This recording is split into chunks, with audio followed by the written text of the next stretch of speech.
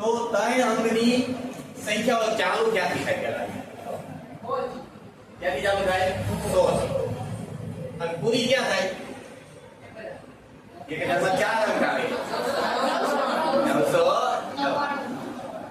અને કેટલા વડે ભાગ્ય કઈ હોવી જોઈએ? 7. તો આ દાખલામાં તમારે શું કરવાનું કે 3 અંકની સંખ્યા 3 અંકની કીધું ને 2 અંકની 3 અંક તો એ ચાલુ ક્યાંથી થાય?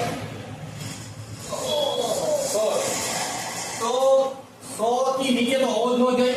તો તમારે પહેલો આંકડો જે રહ્યો એ ગોતવાનો કે 8 વડે ભાગ્ય કયો પહેલો આંકડો કયો હો પછીનો અથવા હો. તમે 7 નો ઘડિયો અથવા 11 નો ઘડિયો 11 સત્તા પછી 12 સત્તા 13 સત્તા 14 સત્તા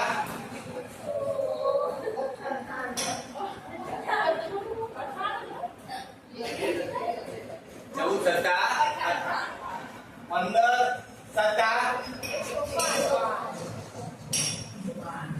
આ બધા 7 ના ઘડિયામાં આવ્યા. 7 વડે વિભાજ્ય છે. હવે આમાંથી જો તો પેલી સંખ્યા કઈ આવે? 100 થી મોટી હોય. હવે તમને શ્રેણી બનાવતા આવડે? પેલો અંક કોણ છે? શું? હા, પેલો અંક કોણ છે? 105. અહીંથી શ્રેણી ચાલુ થાય. હવે તમને ખબર છે ડી તો તમારે કેટલો રાખવાનો છે? 7 ના ઘડિયામાં આવવું છે એટલે 7 7 ડિફરન્સ થઈ ગયો. ડી કેટલો થઈ ગયો? 7. 7 વડે વિભાજ્ય 7 ના ઘડિયામાં આવતો જ હોય. અને 7 ના ઘડિયામાં આવતો હોય ઈ જ હોય. એટલે 105 એમાં 7 નાખો. 112 એમાં 7 નાખો. 119 કાંડાળ.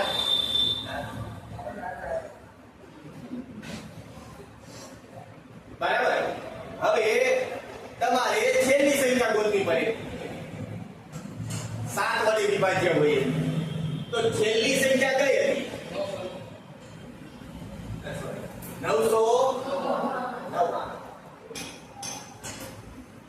હવે આ 999 ને 7 વડે ભાગીએ કાઈ કે નહીં પેલા ઈ જોવું પડે. અથવા એની પેલાનો આંકડો ગોતો રહી પછી તો હાલે જ નહીં. અને 7 વડે ભાગો. 7 1 7 કેટલા વૈયા? 2 9 ઉપર દૂર થાય. 7 4 28 કેટલા વૈયા? 11 ઉપર દૂર થયો 9 7 દૂર કેટલા વૈયા? 5 વૈયા. તો આમાં એનું 5 ઓછા હોય તો ભાગી શકાય. પછી સમજે કેટલી શેષ વધી? એટલે મૂળામાં 5 ઓછા હોય તો શેષ વધે નહીં. તો એ સંખ્યા કઈ હોય છેલ્લી? 55. 900 કાશી બાજુ ચોરા.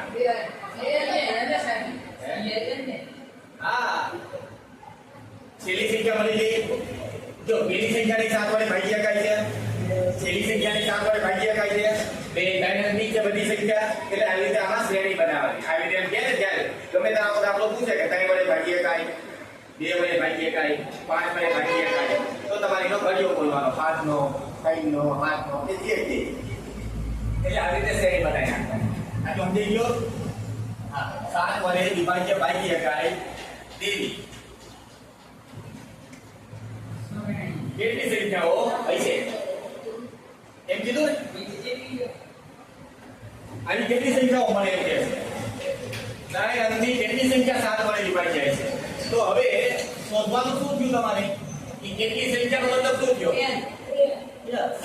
શું શોધવાનું થયું? બસ પરીક્ષામાં સમજી જાય કે આમાં n શોધવાનું છે તો આપણું કામ આસાન થઈ જાય. કેટલી સંખ્યા 7 વડે વિભાજ્ય હશે? તો બીજું બધું વસ્તુ તો કઈ આપણે આપ્યું નતું. તો આવી રીતે તમારે શ્રેણી બનાવાય. આમાંથી તમને કોણ મળી જશે? કે a બરાબર 105. d તો આપણને પહેલેથી ખબર હતી. 7 વડે વિભાજ્ય એટલે 7 d થઈ જાય. બરાબર છે? પછી n આપણને આપ્યો નથી. એ તો શોધવાનું. એ n ખબર પડી ગઈ છેલ્લું પદ. n એટલે કેટલાનું પદ? છેલ્લું. એટલે 900. હવે તમે ખાલી n ગોતી પાડો. બીજું કોઈ સૂત્ર જ નથી આપણે શીખ્યા એક જ સૂત્ર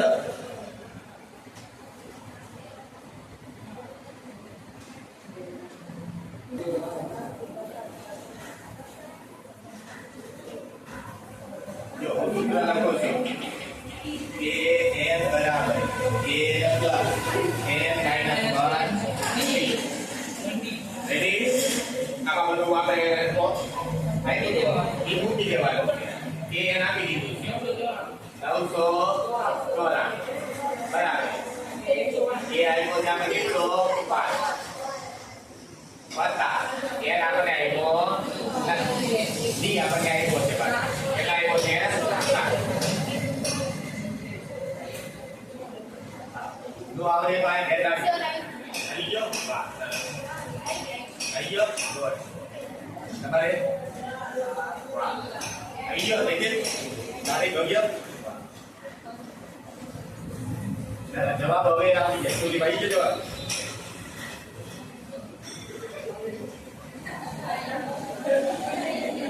આવી ગયો તો હોશિયાર થઈ ગયા બધા હવે તમે દાખલા બધા કે આવી છતાંય હું એક ગણાવી દઉં એટલે તમે બધાને ખબર પડી પેલા તો 994 માંથી કેટલા માર્ક દેવાના 105 ના છેદમાં કોને લઈ લેવાના 7 એના બરાબર કોણ બચે 994 માંથી 105 જાય